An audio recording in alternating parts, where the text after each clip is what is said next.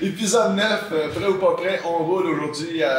C'est justement le 9e podcast de la grande visite aujourd'hui chez Ducati. Comment ça va, mon beau Guillaume? Ben, ça va bien. Je suis content qu'on se rencontre enfin. C'est très, très réciproque. Puis, cool. Si c'était pas réciproque, je te dirais pas. Okay. Quand on va lire, quand on s'aperçoit l'être humain qui est derrière cette image-là, tu fais OK, wow, c'est pas péjoratif quand ça, mais tu ratisses large. En tant qu'être humain, je pense que tu es à la conquête, je sais pas. On va essayer de le découvrir. Okay. Mais c'est incroyable.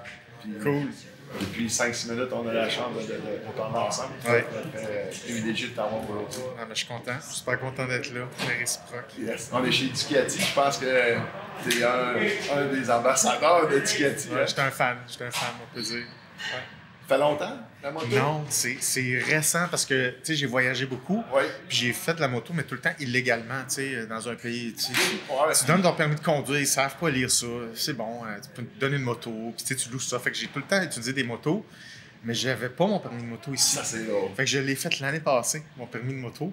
Incroyable. Puis là, je voulais ma première moto. Le gars, ça fait 20 ans qu'il fait de la moto partout dans le monde. Ouais. Mais je vais essayer mon coup. Bon, j'aime C'est ça. ça. Là, tu sais que t'aimes ça. C'est ça. Puis là, je me suis dit, tiens, je m'en viens ici, je veux une V4R. Ils ont fait, OK, c'est ta combienième moto? Ben, c'est ma première moto ici, là. C'est ma première moto, là. Et moi, t'es comme, OK, t'es sûr? Genre, oui. Je me fais un gros cadeau, là. En fait, c'était pour célébrer la fin de mes études, parce que j'ai étudié super longtemps, puis je me suis dit, là, je veux un vrai cadeau. Tu étudié toute ta vie, mais je pense que tu vas étudier toute ta vie Ouais, tout le temps. Tout le temps. L'étude de la vie, j'imagine, l'université de la vie. Ouais. Puis ton trip présentement en moto, est-ce que tu... Ouais. C'est-tu un exutoire? C'est-tu... on relâche la soupape un peu, je sais pas. Je te dirais, je suis un gars assez prudent. Ouais. On dirait que les gens pensent que je suis un peu casse-gueule parce que je prends des risques un peu partout. Mais le genre de moto aussi. Ouais, le genre de moto, tu sais. Mais je calcule vraiment mes risques. Puis pour moi, aller trop vite, il y a des risques que moi, ça vaut pas assez cher dans mon cœur pour moi. Fait que je les prends pas. Fait que je vais vouloir faire des accélérations, mais très momentanées. Aller vite à 200-300 km/h, je suis pas intéressé par ça. C'est pas mon trip. Le trip de l'accélération, le 0-100 est tellement, avec des motos comme ça, est tellement impressionnant. Oui. Tu peux aller chercher quand même une certaine vibration. Oui. Oui, fait que, je suis un gars assez prudent, fait que non, je fais attention. Puis oui, c'est un exutoire, puis, c'est une moto, c'est comme ton cheval de course, là. Il y a quelque chose qui correspond à de la liberté là-dedans, au mouvement, qui est super important pour moi, là, le mouvement dans la vie en général. Je trouve que la moto, ça symbolise ça beaucoup, puis ça symbolise l'équilibre. Puis la coordination, entre Puis l'attention, puis le... Non, j'adore ça. Ah, c'est dangereux, je te le dis, c'est une des maladies les plus... Ouais. Mais c'est drôle parce que tu as dit, je suis prudent.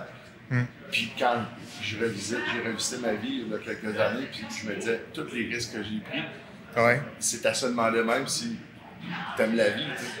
Tu sais, quelqu'un qui prend toujours des risques au point de mettre sa vie en danger, tu fais quand, OK, j'aime-tu vraiment la vie? Ouais. Je m'aime pas assez, Ouais. jusqu'à un certain point, puis je trouve ça cool de dire, oui, j'ai de la puissance dans mes mains, oui, ça me procure des choses, mais ça me tente pas d'aller au-delà de... Non, c'est ça. L'espèce de... Parce qu'il arrive une zone où tu sens que c'est plus toi, là. Ouais. La machine, elle t'a dépassé sur un bout. Là. Ouais. Puis à cette vitesse-là, on s'entend que tout réduit. Là. Ça va très rapidement. C'est quand tu regardes une route, là, puis elle est devenue large comme ça, c'est parce que tu es en haut de 50 km/h. Mais je trouve ça intéressant ce que tu dis parce que la prise de risque, je pense que c'est quelque chose avec lequel il faut développer une certaine relation dans la vie, surtout avec des machines comme ça où tu as de la puissance entre les mains. N'importe quoi qui est puissant, ça peut être bien le fun, ça peut être bien dangereux. Tout ce qui est puissant, tu as les deux côtés. Puis je pense que, comme tu dis, t'aimes-tu assez la vie, c'est-à-dire, est-ce que tu as quelque chose d'assez important à perdre? Puis si tu as quelque chose d'important à perdre, tu vas mieux gérer le risque. Probablement. Si tu as moins de choses à perdre, tu vas y aller avec la puissance. Puis mais c'est ta propre vie. Fait qu'à partir du moment que je pense qu'on se respecte un peu, qu'on s'aime un peu, on n'a pas envie de la perdre, cette vie. Jusqu'à un certain point. Ouais. Mais c'est pas si facile que ça de trouver que tu vaux la peine ou que le monde autour de toi vaut la peine ou que tu as construit quelque chose auquel tu tiens assez, que je veux rester en contact avec ça. Je veux pas... Tu sais, une vie, là, c'est une construction de plein de choses avec les années. C'est comme, à un moment, tu peux tout perdre ça. Fait faut que tu l'aimes, ça, cette vie-là qui est la tienne, tu sais. J'aime ça. On pourrait faire un bout là-dessus, mais le principe aussi de... sais, quand on va avancer, on veut cheminer, on veut être meilleur. On pourrait penser souvent qu'on... Malheureusement, il y a beaucoup de gens, je me suis rendu compte, qui pensent qu'ils sont arrivés à quelque part, mais je pense que c'est là le danger aussi. Moi, je pense qu'on n'est jamais arrivé. Il faut être continuellement sur la route, jamais notre propre existence. C'est un bon point encore, parce que tu as différents cycles de vie puis des cycles économiques dans un individu. Qui rendu à un certain âge, tu es plus confortable, tu es confortable avec toi, tu te connais assez, tu as assez d'argent, et là, tu atteins un espèce de stade de stabilité. Mais c'est parce que le cerveau, il veut pas ça, il veut continuer à prendre de la croissance, mais tu sais pas comment croître à un moment donné. Tu as de l'argent, tu as ce qu'il faut, qu'est-ce que tu fais? J'ai tout. Fait que tu vas aller chercher, le cerveau, il va vouloir aller chercher de la dopamine supplémentaire. Puis c'est là où tu prends les plus grands risques, c'est quand tu sens que tu es rendu au bout de quelque chose.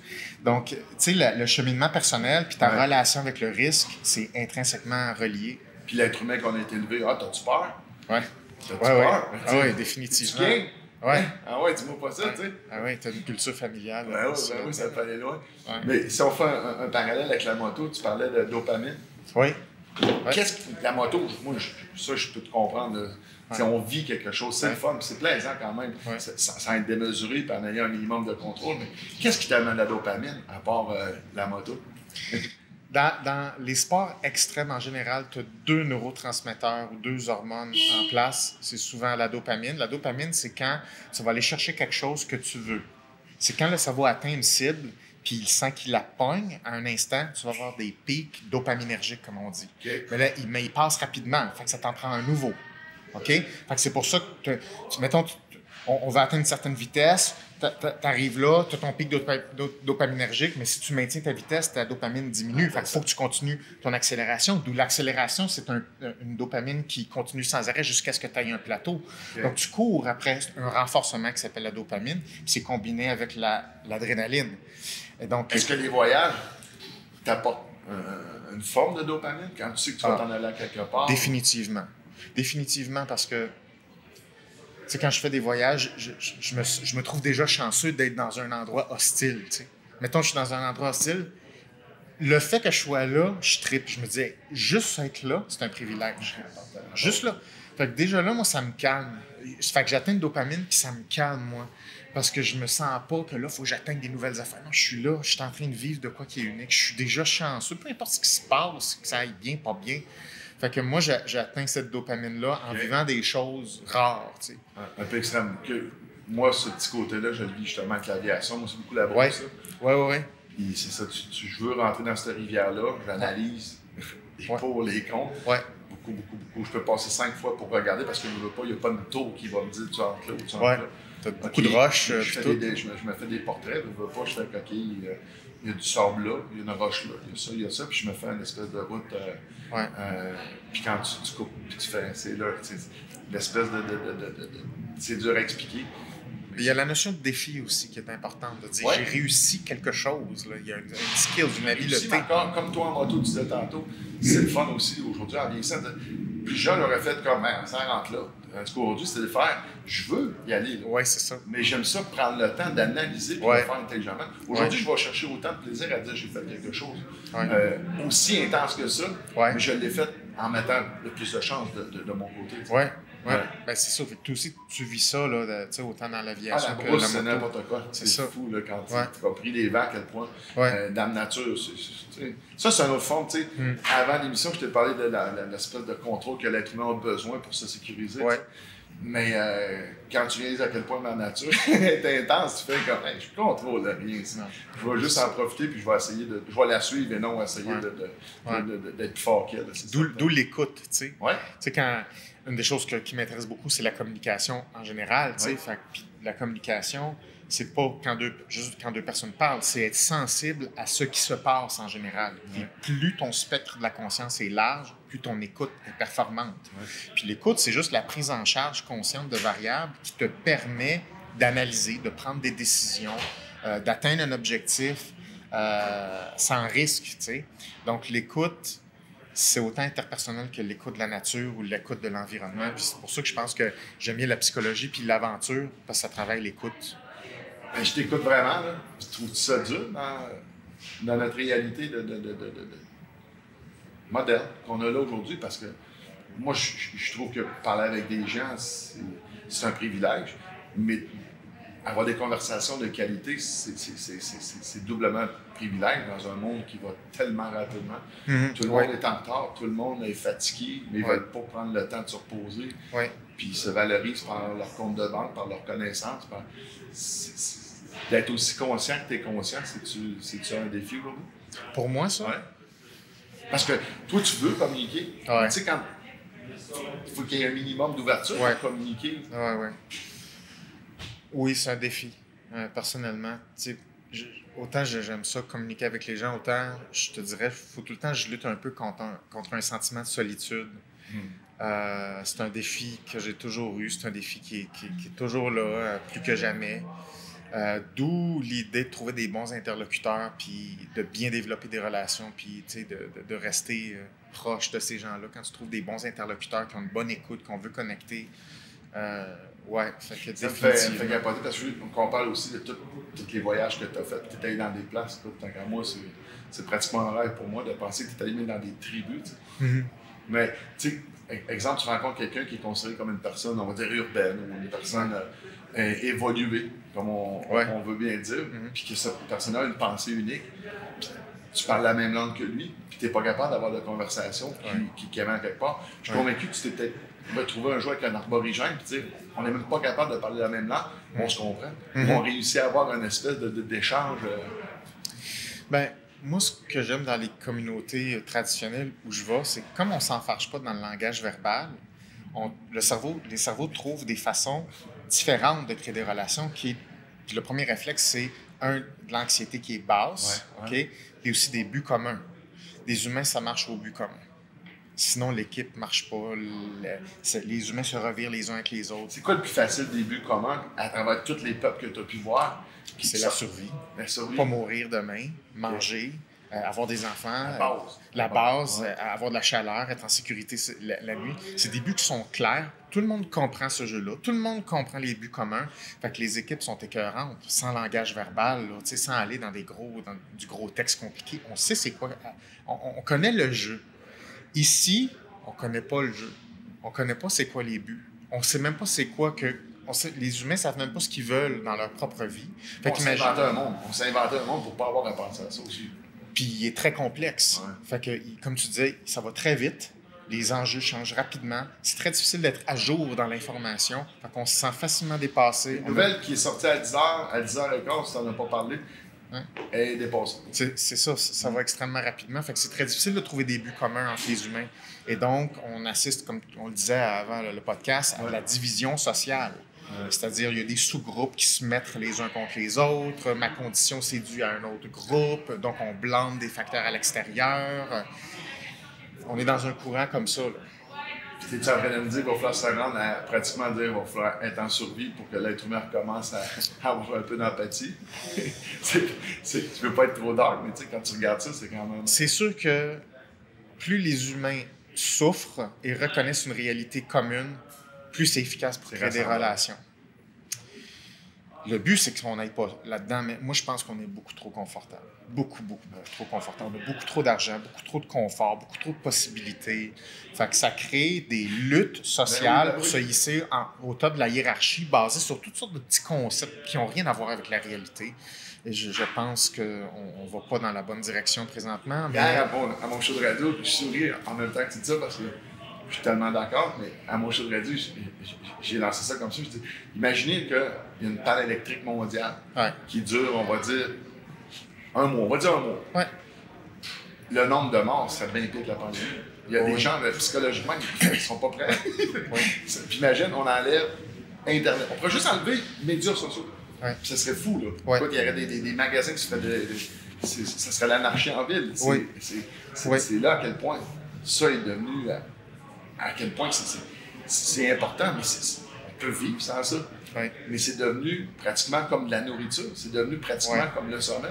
C'est fou, là. C'est des enjeux, c'est des leviers sociaux.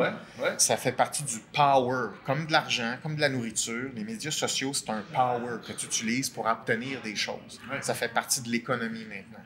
Puis il y a des groupes qui feedent là-dessus pour influencer, pour se hisser socialement. Tu as du lobbying là-dedans.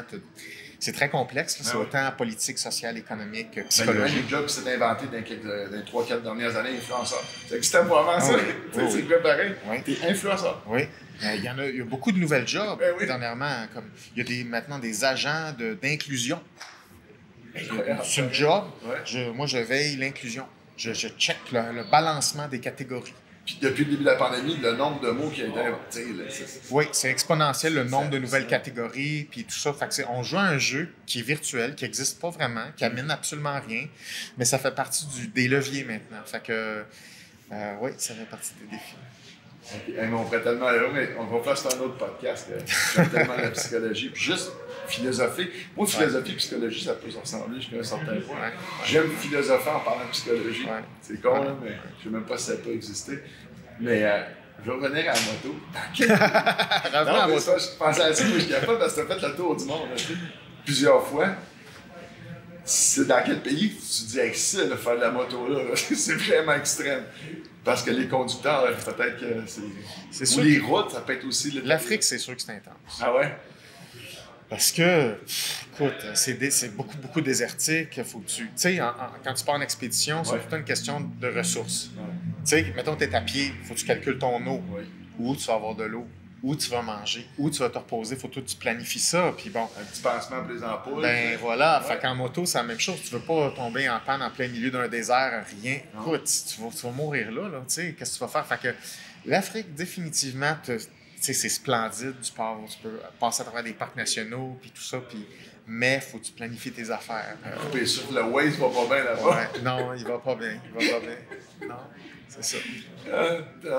Puis dans tout ce que tu as fait, parce que quand je regardais, tu sais, je te dis ça très. C'est sincère quand je te dis ça, tu fais partie des êtres humains un peu extraordinaires. Parce que quand je disais au début, tu ratisses l'âme. Qu'est-ce que tu voulais dire par ratisselage? Dans le sens que, Colin, tu as fait le tour du monde, tu as rencontré des communautés que des gens ne peuvent même pas imaginer qui existent. Tu parles 9 langues. C'est quand même impressionnant. Ça te demandé à quel point tu as pris tout ce temps-là pour donner ça. Tu es en psychologie. En même temps, tu n'es pas déconnecté de rien. Tu peux te retrouver dans un podcast, une émission de télé. Tu vas faire de la radio. Mais on se demande, un gars comme toi, qu'est-ce qu'il peut vouloir de plus? Présentement, je te dirais, tu as le choix. Là. Avec toute ton expérience, ton vécu, là, qu'est-ce que Guillaume, il crée une gang, allumé, là? Ça prend ça ou un rêve, peut-être que tu chéris, qui est peut-être l'accomplissement de tout ton espèce de CV incroyable. C'est une bonne question, parce que je suis tout le temps en train de travailler sur moi, me poser des questions. Tu sais, je me sens jamais au top de absolument rien. Là. Je me sens bien humble devant l'humanité. Oui, puis je suis tout le temps en train de me dire, OK, c'est quoi les nouvelles responsabilités que j'ose pas prendre, que je dois prendre? De quoi j'ai peur en ce moment? Qu'est-ce que je pourrais faire pour avoir un peu moins peur puis faire face à certaines choses que j'ai pas réussi à voir, peut-être que c'était dans mon angle mort ou je le savais pas. Mais je pense que en ce moment, j'aspire plus au développement plus personnel, plus familial. J'aimerais savoir une famille. Je dirais plus ça. Comme je te dis, je viens de déménager sur un gros terrain, ma petite maison. Je suis tout fier de moi là, parce que là, je visse des vis, puis là, la plomberie, mon système d'épuration d'eau. Je me sens super fier. Là, je comprends le tuyau, il va où. Puis à 9 langues, toi, le tutoriel qui soit en mandarin, on s'en fout. Même-moi ton tutoriel. C'est ça. Fait que je me sens comme plus prête à l'adulte que je veux être, ou l'homme que je veux être, en prenant plus de responsabilités, je reste sur ma petite maison, sur mes petites affaires, qui n'est pas glamour du tout, là, c'est très personnel. J'aimerais ça avoir une famille, je pense à ça là, maintenant, à des enfants. Puis c'est sûr que je veux changer le monde quand même, tu sais. Puis, je suis plutôt obligé de faire un lien, là, avec ça, parce que tu dis, je veux bâtir une petite famille. Si tu es parent, d'un côté, dire, je veux ma petite famille, tu vois tes enfants, puis le monde, un peu qu'on vient de décrire, tu sais, Complètement. Je suis vraiment terrorisé par ça. Puis souvent, je me suis dit, c'est quoi, je veux pas d'enfant, je veux pas... Je sais pas qu'est-ce qu'un enfant va faire avec les challenges qui s'en viennent, mais de l'autre côté, je me dis, oui, mais c'est ça aussi l'humanité. C'est ça, l'humanité. Si un enfant a envie que qui va avoir un papa qui a des outils à y offrir, Mais tu vois, je me sens pas si confiant que ça dans les outils, parce que je me dis, parce qu'il y a des choses que je le sais qui viennent me chercher dans le discours social qu'on a. Il y a des choses que je suis pas d'accord du tout. Puis que tout le monde voit ça, là, ça c'est extraordinaire, On est dans le champ complètement, mais complètement. T'es pas tout seul. Puis là, moi, mettons, qu'est-ce que je fais avec un enfant? Est-ce que je lui dis que ça, faut-tu que je le mette contre la société? Je peux pas faire ça. Faut que je lui montre comment bien vivre avec ça, même si des fois je suis pas d'accord. Fait comment je vais être un bon porte-parole? Comment que je peux intégrer un enfant comme ça avec des outils Exactement. Dans un monde qui considère un peu distordu? Exactement. Ouais. Puis je n'ai pas encore la réponse, mais je pense que je peux pas l'avoir avant que j'y fasse face à ce défi-là. Donc, je pense que je suis rendu là, tu sais. Fait que tu vois, je t'en parle, c'est actif actuellement, là. Fait que je suis rendu là à faire face à mon prochain défi, c'est comment je vais mettre un autre humain heureux dans le monde imparfait qu'on est, avec les challenges qu'il y a. Puis, t'es-tu heureux? C'est une bonne question. Je te sens préoccupé, puis oui. T'as de la tristesse dans les yeux, peut-être que t'es trop conscient aussi, puis moi, en tout cas, oui. je suis tellement le pire pour... Comment je te dirais ça, m'auto-diagnostiquer, mais moi, je sais qu'il y a une tristesse qui m'appartenait pas avant cette pandémie-là, parce que j'aime pas ce qui se passe, comment ça se dessine, mais quand je te dis t'es heureux, es-tu capable de faire de la part des choses? OK, c'est une grosse question quand même. Ouais, je sais. Je me catégoriserais pas comme un gars heureux. Non. Je trouve que ma vie a un sens et c'est assez pour moi. Le bonheur, je n'adhère pas à cette philosophie-là. Je n'essaye pas d'être heureux. Je trouve que c'est un marketing. Je n'y crois pas. Ça n'existe pas. C'est une cochonnerie 100%. Je pense pas qu'on devrait essayer d'être heureux. Je ne conseille à personne d'essayer d'être heureux. Par contre, je conseille aux gens de mettre sa vie en place, d'avoir une vie qui a du sens, puis que quand on se lève le matin, c'est pour une raison qui est importante et qui fait en sorte que ça vaut la peine de faire face à toutes les difficultés de la vie. Équilibre, ça fait. Ouais. Mais oui, il y a tout le temps une tristesse. J'ai tout le temps, puis ça, les gens qui me connaissent... le bonheur, c'est vrai que c'est marketing à même titre que Paul puis Noël, mais tu sais, c'est vrai pareil. Oui. Tu peux pas posséder ça. On nous vend ça, là. Ben oui, puis c'est très économique. C'est pas heureux, là. C'est ça. T'es pas dans... Ça me fait penser, écoute, j'étais allé faire de la moto en Floride, une couple d'années avec mon chum Eric. Puis j'ai vu deux petites filles arriver sur la plage. On était assis déjà sur la plage, nous on avait raidé toute l'après-midi. Ils sont arrivés. Écoute, ça ne regarde pratiquement pas. Début de la vingtaine, deux belles jeunes demoiselles, chacun un petit sac. Ils sont déshabillés en maillot. Ils ont l'air bêtes, ils se disent pas un mot. Mais quand tu dis pas un mot.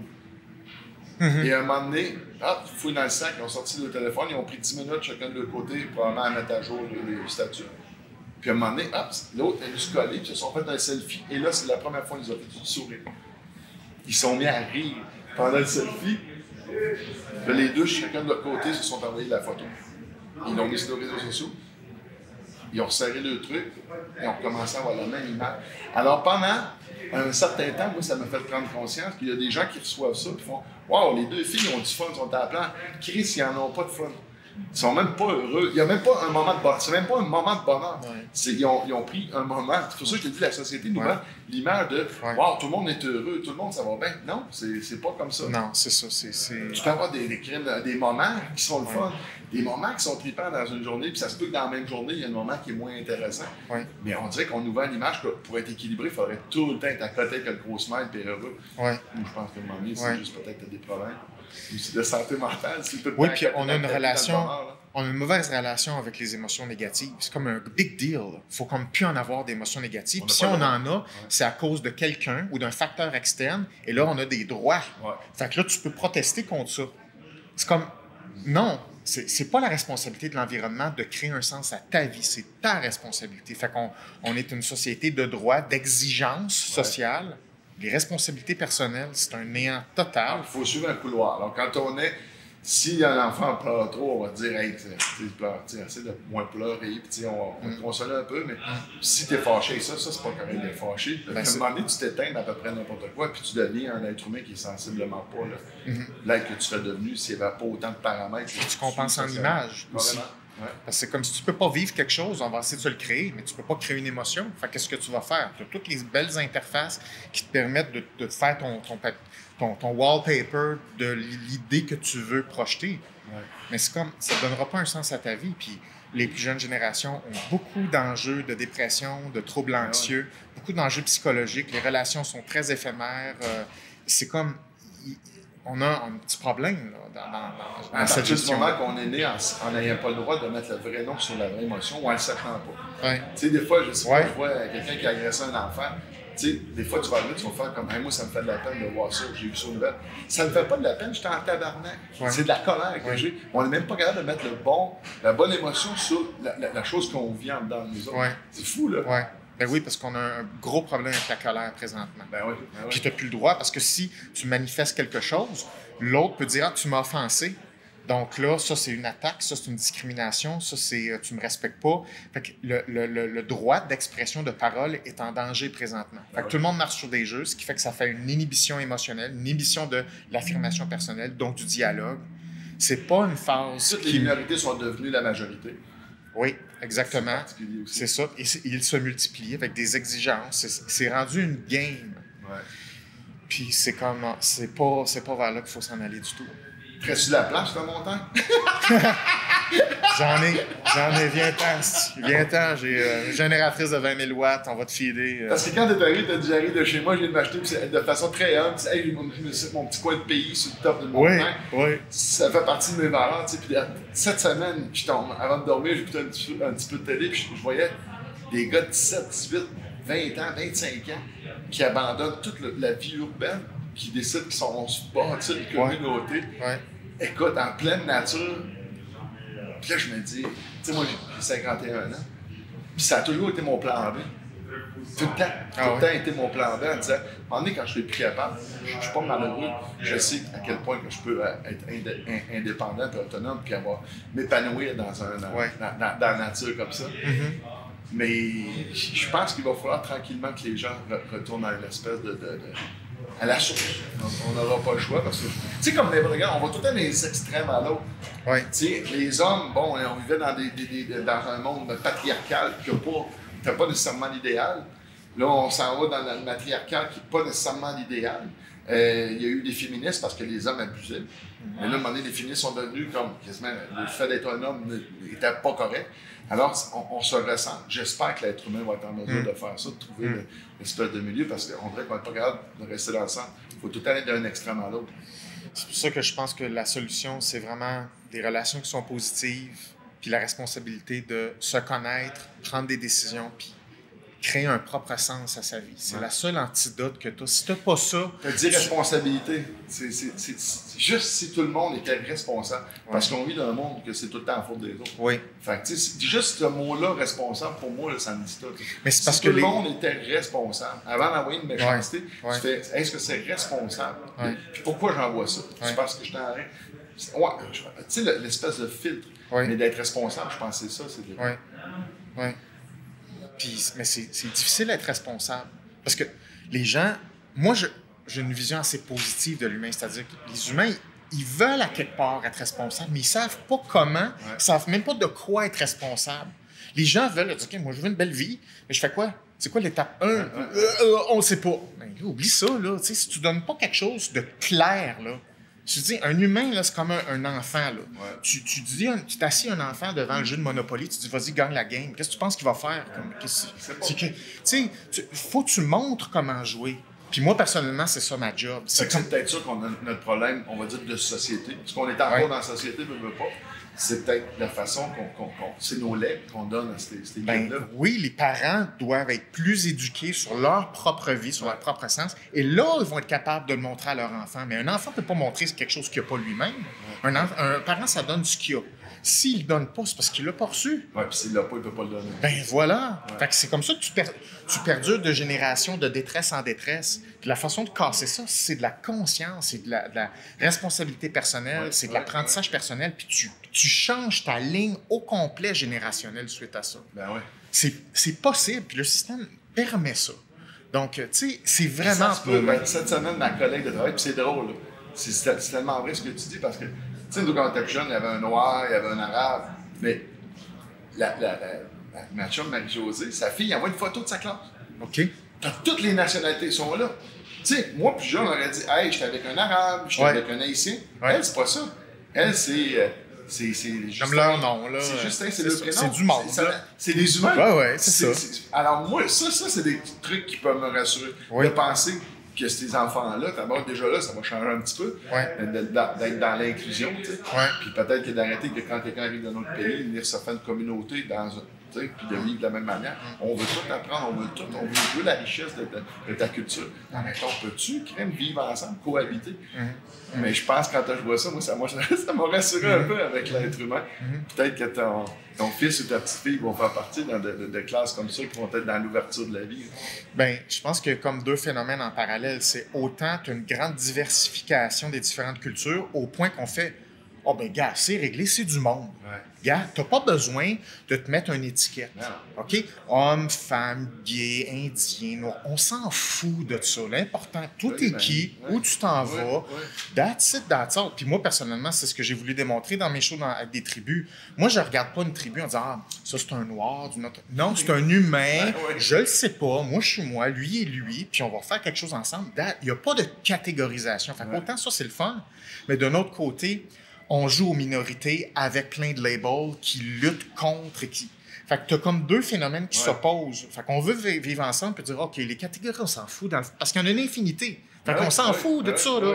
Mais non. Puis t'as des personnes minoritaires dans ces minorités-là qui disent, non, on se fait porte-parole de ces minorités-là et on a des droits et on est victime de tel autre groupe parce que l'autre groupe, c'est... Tu comprends? Fait que tu as comme des discours contradictoires. Moi, je suis beaucoup plus avec, hey, oublions complètement les étiquettes, fonctionnons sur les relations, les buts communs, fonctionnons ensemble. That's it. J'aime ça. Je sais pas si dans le vivant, on va voir ça, mais en ayant des gens qui commencent déjà à lancer ça dans l'air. Je pense que chacun fait sa petite part. C'est ça. Accepter ça. C'est ça. Se responsabiliser, puis se voir, puis à partir du moment où tu fais comme moi, je peux changer les choses, mais je peux pas tout changer. Mais si je change juste quelques petites affaires autour de moi, puis que tout le monde, quand on disait responsable tantôt, tout le monde se voit comme une personne importante, qui se responsabilise, puis qui change juste des petites affaires autour de lui, qui sème du beau, on va récolter du beau. Comme la vieille adage, pas adage tant que ça, mais qui disait que le sage, le fou, tu sais, il sème, mettons, la joie, mettons, au vent, puis très loin. Tandis que le sage, il va le semer à ses pieds. Hey, mon chum, je ne peux pas croire qu'on était dans un podcast parce que pendant quelques minutes, j'ai oublié qu'on était dans un podcast. C'est vraiment des échanges incroyables. Mais on a quelque chose en commun. Deux choses minimum.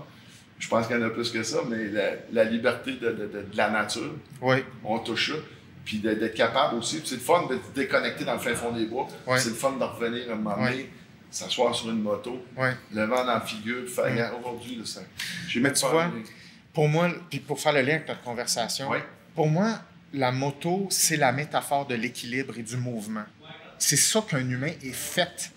Je dis, on le sent plus sur une moto, puis c'est ça que les humains aiment. On sent qu'on est en équilibre, la moto, elle tient tout seul, droite.